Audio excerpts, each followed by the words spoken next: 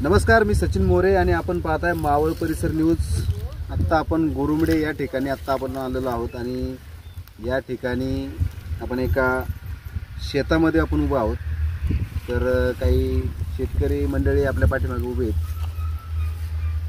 या ठिकाणी गेनुभाऊ वसंत आगळे यांच्या शेतामध्ये आता आपण आहोत आणि या ठिकाणी या शेतामध्ये भात काढणीसाठी भात काढले जात होते, परंतु काही पोलीस या ठिकाणी आले आणि त्या पोलिसांनी या भात काढणीला विरोध दर्शवला आणि त्यांना भात काढून दिलेलं नाही। नेमका काय प्रकरण आहे हे आपण प्रत्यक्षात त्यांच्याकडनं जाणून घेऊयात। नमस्कार, माझं नाव गेनुभाऊ वसंत आगळे। आमची वडीलपूर्वीची जमीन आहे आणि ती आम्ही जवळजवळ 3 पिढ्यापासून कशीत आहे। अचानक शेजाऱ्यांनी पोलीस स्टेशनची गाडी बोलावली आणि आम्हाला पोलीस स्टेशनला घेऊन गेले। भात काढायला त्यांनी मनाई केली। भात काढले तर तुमचा खून करून टाकू अशी आम्हाला धमकी घेऊन ते इथून निघून गेले। आणि पोलीस स्टेशनने कुठल्याही कागदपत्राची चौकशी न करता त्यांनी डायरेक्ट आम्हाला 168 कलम टाकून तहसीलदार कार्यालयाकडे पाठवले गेले। मला आणि माझ्या मुलाला बबन दगडू आगळे आणि गिरीश बबन आगळे यांनी आम्हाला मारहाण केली शेतामध्ये। भात काढले तर तुझा आणि तुझ्या मुलाचा खून करू म्हणून असे इथून येऊन निघून गेले। नंतर पोलीस गाडी आली आणि पोलीस गाडीने येऊन आम्हाला त्यांनी बी दमदाटी करून पोलीस स्टेशनला बोलवलं गेलं। कुठल्याही प्रकारचे कागदपत्र न पाहता त्यांनी डायरेक्ट आमच्यावर 168 कलम टाकून तुम्ही तहसीलदारमध्ये जा न्याय मागा। आमची भात काढणी आजपर्यंत स्थगित झाली। आमचं भाताचं नुकसान कमीत कमी 50,000चं नुकसान झालेलं आहे, ते त्यांनी आम्हाला भरून देण्यात यावं हीच आमची विनंती आहे तुम्हाला। मी नितीन मच्छिंद्र आगळे, माझी वडिलोपार्जित जमीन आहे आणि मी कामाला माझी नाईट चालू आहे। मी कामाला गेल्याच्या नंतर काही गावगुंडांनी भावकीमधले ते राजू आगळे बबन आगळे यांनी माझ्या 3 नंबर गटामधलं रात्रीचं पीक काढून नेलं। त्यांचं जर खरं यांचं पीक असतं तर यांनी रात्रीची चोरी माझ्या गटातून काय केली? त्यांचा या गटाशी काहीच संबंध नाही, हे आमच्या वंशळमध्ये पण नाही, पण यांनी माझं पीक नेलंय। तर पोलिसांनी योग्य ते त्यांच्यावर कारवाई करा, नाही तर पोलिसांच्या विरोधात आम्ही वरती आंदोलन करू, नाही तर आमच्या जीवाचं काहीतरी करू। कारण पोलिसांनी आमच्यावर खूप अन्याय केलेला आहे। पोलिसांनी आम्हाला लवकरात लवकर न्याय द्यावा, नाही तर जे अधिकाऱ्यांनी त्या दिवशी एवढा आमच्या अन्याय केलेला आहे, माझ्या कुटुंबावर अन्याय केला। माझ्या आई रात्री 12 वाजता गेली, ती कंप्लेंट नाही घेतली, तर त्या अधिकाऱ्यांना त्यांनी काहीतरी त्याचं दक्षता घ्यावा, नाही तर त्या अधिकाऱ्याच्या विरोधात आम्हाला पुढे पाऊल टाकावं लागेल। माझं नाव प्रकाश नारायण आगळे, मौजे गोडुमरे राहणारा। ही 6 बसची जमीन आहे, महारवतन। तहसीलदारांनी आम्हाला मदत केलेली आहे, पण पोलीस खाते काय मदत करीत नाही। 8 दिवसात आम्ही कलेक्टर ऑफिसला आत्मदानाचा इशारा देतो आणि 19 आणि 16 नंबरमध्ये आमचे जे भात आहेत ते आम्ही काढायला चालू करणार आहे। मग पोलीस येऊ अगर कोणी येऊ, आमचं तिथं मरण झालं तरी चालन, एवढंच माझं सांगणं आहे। नाव कांचन चंद्रकांत आगळे। ही जमीन आमची आहे, इथं आमच्या सासऱ्याचं स्मारक आहे। ती लोक म्हणतात की ही जमीन तुमची नाही, मग जर आमची जमीन नसली तर आमच्या सासऱ्याचं तर स्मारक असतं का?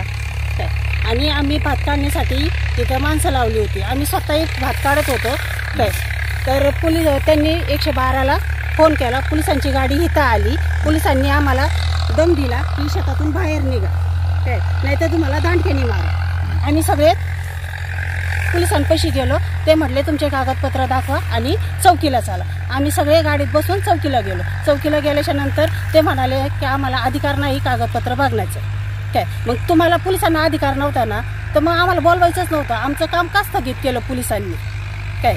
आणि दुसरी गोष्ट, त्यांनी आम्हाला तहसीलदाराकडे पाठवलं। तहसीलदाराकडे गेलो, तिथं तहसीलदार नव्हता, ते नाईक तहसीलदार होते। ते म्हटले की तहसीलदार 5 वाजता येतील।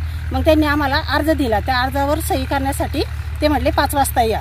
मग आमच्या घरातले गडी माणसं 5 वाजता गेले, पण त्यांनी काय आम्हाला सही दिली नाही आणि अर्ज दिला नाही। त्याच्यानंतर 2 दिवसांनी पुन्हा आमची घरातली गडी माणसं गेली, तर तहसीलदार तिथं नव्हते।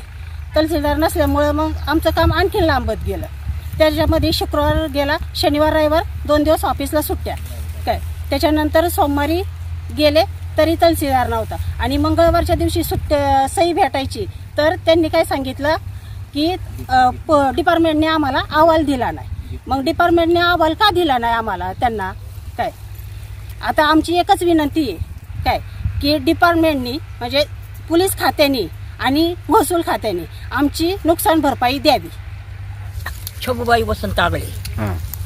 ही शेती माझ्या नावावर आहे, 7/12 माझ्या नावावर आहे. आज 1952 सालापासून ही शेती मी करते. 1952 सालापासून ही शेती मी करते. याचं कारण काय, आता आडवं यायचं हे कारण मला त्यांनी दाखवून द्यावं. हा, आणि पोलिसाकडे गेलं 3 वखत मी पाया पडले. बाबा आमची शेत आहे आम्हाला करू. त्यांनी माझी पाया पडण्याची त्यांनी अशी घेतली नाही. पोलिसांनी सुद्धा, शिरगाव परनवडी पोलीस. 1947 माझा जन्म. साधारण किती वाजता आली ती माणसं इथं? कधी 1 वाजता आली होती. अच्छा. आम्ही माणसं लावून पोरांनी भात काढलं इथं. त्या आली, त्यांना दम दिला, काढू नका. त्या लोकांना पण ठाकराच्या शिवाय गाड्या दिल्या. पोलीस लोक आली, आम्ही पण गप बसलो. हा, ती म्हणली चला तिकडं. काय केलं, काय आमचा न्याय झाला, कांचा झाला. माझ्या लेकरांच्या तोंडातला घास काढला यांनी. काय मला करायचं यांचं सांगा. माझ्या लेकरा बाळांच्या तोंडातला घास काढलाय. आज आमचं हातवलं पोट आहे. माझी लेकरं कष्ट करून खातात, कुणाचं लुबाडलेलं नाही आम्ही. असं का करीतात हे मला बघायला लावलंय का? माझ्या शेत असून हे दाखवायला लावलंय त्यांनी. आणि दलकशाही करतात, माझ्या लेकरांचं खून करतात. त्यांना जमीन घ्यायची का माझी? माझ्या तोंड मी अजून जिवंत आहे, माझ्याकडून घ्या ना तुम्ही. हा, माझ्या लेकरांना का बोला त्याची अशी? रस्त्याने सुद्धा माझ्या लेकरांना आडवित्यात. हा, मारित्यात पोरांना. म्हणजे एक चक्र शब्द पण मी बोलत नाही. नको बाबा, जाऊ दे, भांडणं नको आपल्याला, कायद्याने करू. कायद्या पैसे गेले तर कायदा असा, पळा इथून. इथं काय नाही. या दुसऱ्या बारीने, या तिसऱ्या बारीने आम्हाला हुलकावण्यात देतो कायदा. माणूस कायद्याखाली दडायला जातं ना, त्यांनी हुलकावण्यात द्यावेत का? ते कुणाचं सोयरेचं नाहीत ना. कायदा हा सगळ्यांचा आहे. बाबाबाई मच्छिंद्र आगळे. काय नेमकं प्रकरण झाले? 3 नंबर गट. त्याच्यामध्ये रातचं भात आमचं काढून नेलं. चोरी झाली आमची. चोरी करून ते पण दिवसा करण्यापेक्षा रातची त्यांनी चोरी केलेली. मग आम्ही काय करायचं? आम्ही काय करायचं नक्की? हे तर आम्हाला न्याय मिळाला पाहिजे काय. आणि कोणी केली नेमकी चोरी? काय, कुणावरती तुमचं संशय? बबन आगळे, बबन पोपट आगळे, काय बाळू आगळे यांनी चोरी रातची त्यांनी ट्रॅक्टर लावून भात काढून रातचं आमचं नेलं. यांनी 3 नंबर गटामधलं काय, हे आम्हाला माहित नाही. आम्हाला नंतर माहिती पडलं, पण त्यांनी ट्रॅक्टर लावून त्यांनी भात काढलं. मग तुमचं तुम्ही दिवसा काढायचं होतं, रातचं का काढलं आमचं भात? काय कारणाने काढलं?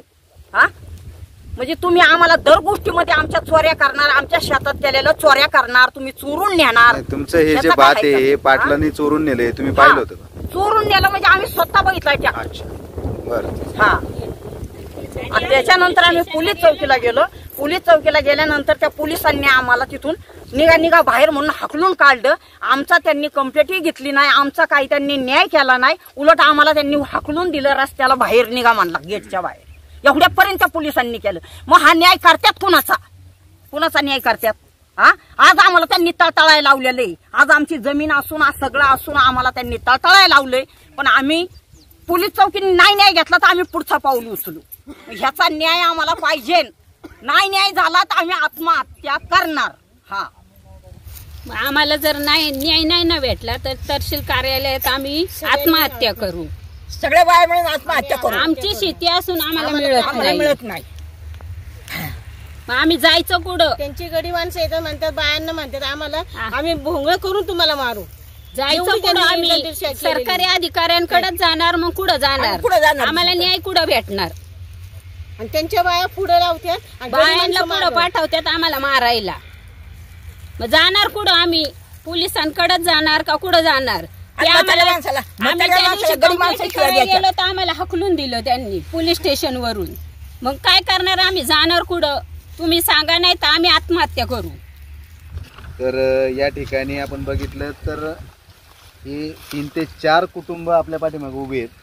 आणि या 3 ते 4 कुटुंब, ह्या आगळे कुटुंबांना या ठिकाणी मानसिक त्रास होतोय. या मानसिक त्रासाला कंटाळून, या प्रशासनाला कंटाळून त्यांच्यावरती होणारी जुलूमशाही आणि हुकुमशाहीला कंटाळून हे लोक या ठिकाणी आत्मदहन करण्याचा यांनी इशारा दिलेला आहे.